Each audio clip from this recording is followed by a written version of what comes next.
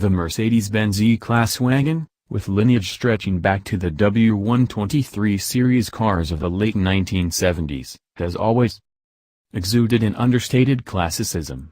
It's slower and sleeker than any crossover, yet the E-Wagon boasts an extra measure of practicality over the sedan, making it the perfect vehicle for dropping the progeny at Brown. Although wagon sales in the United States are minuscule, these cars sell in the most desirable zip codes, and buyers of the E-Class wagon are among the most affluent in the Mercedes-Benz family. In Europe, wagons are a much bigger deal. There, 1 in 3 E-Class models sold as a wagon, and in the home market of Germany, the wagon accounts for half of all E-Class sales. Mercedes-Benz is edging this model toward crossover territory with a new all-terrain version, but despite the popularity of that genre here, the Outback wagon effectively made Subaru in America. We're supposedly not going to get the all-terrain in the US market.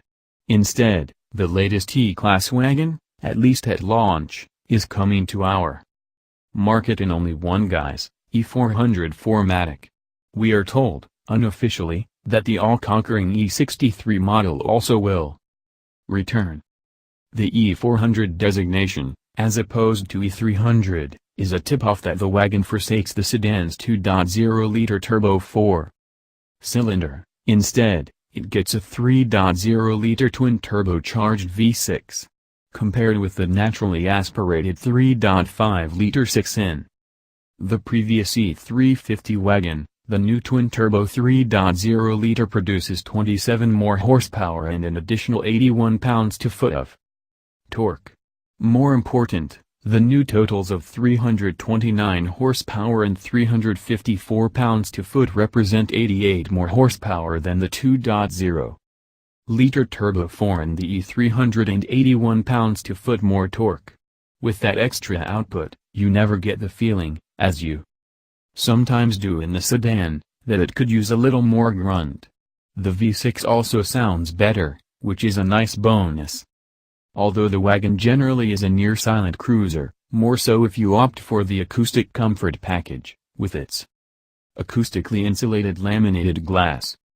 The engine is mated to the same 9-speed automatic found in the E300, and although it's mostly well-behaved, and snappy enough to downshift when braking into corners in Sport and Sport Plus modes, we did experience a few rough 3/4 upshifts in Sport Plus mode. Frankly, though, we don't imagine most owners will use Sport Plus mode often. Longer and lower all-wheel drive is standard here, as it has been in E-Class wagons for a while. In what is also becoming MB tradition, the wagon, like the sedan, can be had in a choice of two versions: Luxury, which gets a chrome mesh grille topped by a hood ornament, and Sport, which has a grille featuring a pair of thick horizontal blades and a center-mounted star. The Sport version also brings 18-inch wheels, rather than 17s, and a slightly firmer suspension tune. The one we drove was further outfitted with the available air spring adaptive suspension, an option on either model, and it felt just about perfect. The adaptive suspension allows some body motion, but the wagon's moves are dignified, never sloppy. The steering is creamy but not overboosted, and we found the E400 easy to place in corners, not too surprising, given that it's effectively the same size as the sedan. The latest generation wagon sees its proportions change slightly, with shorter overhangs front and rear but a 2.6-inch greater stretch between the axles. It's just over an inch longer than before and 1.3 inches lower.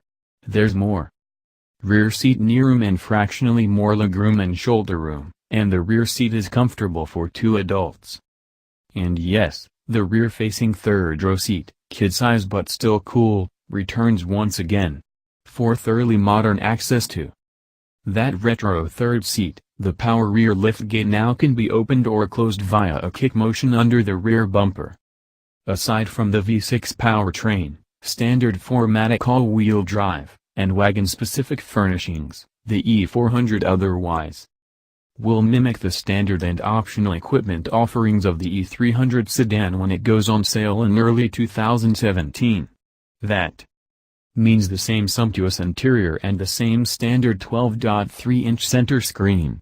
A second identical size screen in front of the driver is part of the Premium 3 package, a 5-figure option, and it creates a techno-fabulous display that beats even Audi's new virtual cockpit. Getting what you want out of all that technology, though, isn't easy.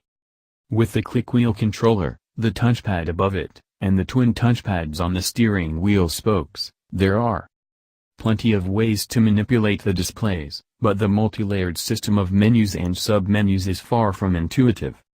The E400's Drive Pilot semi-autonomous driving system, also included with Premium 3, is equally impressive and easier to use. The active cruise control with steering assist allows for up to 60 seconds of hands-free driving before a beep prompts the driver to put a hand on the wheel. If you ignore that warning, the cruise control will switch off, and the car will decelerate. So you can't ride in back and take videos of the E-Class cruising with an empty driver's seat. Mercedes isn't interested in those stunts, but the automated steering is smooth, and the car will even change lanes to execute a pass if you give it the go-ahead via the turn signal.